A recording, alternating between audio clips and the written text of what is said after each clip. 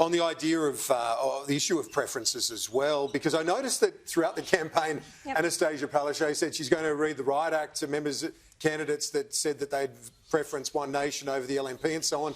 But these posters seem to still pop up here and there around Queensland. Yeah, look, what's interesting about this election is that a lot of the independents aren't standing in seats, so there's more independents that stood at the last election.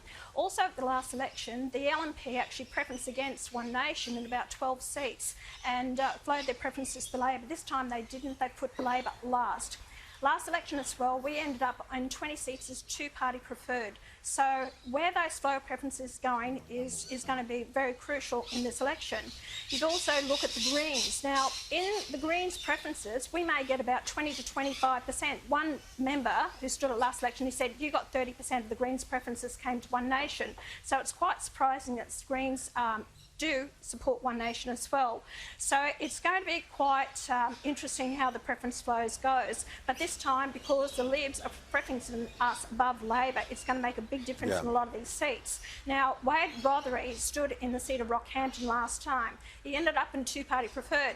The thing is that Margaret Strillo, she was the mayor. She stood as an independent Labor background. She pulled 23% of the vote. But she went out before us, which gave us the preferences, and we ended up in two-party preferred with the Labor here in Rockhampton. I know that ministers have been here in Rockhampton because they are very concerned about losing the seat. It's going to be very close. I believe that Wade has run a very strong campaign. Again, Keppel last election, two-party preferred, and I know they've actually taken all this support away from Keppel, Brittany Lorga up there, because she's very worried about losing the seat. Very interesting how this is going to go. Again, as I've said before, how it plays out in Cook.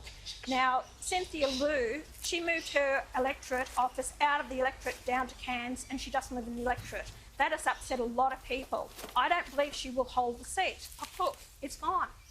It will go.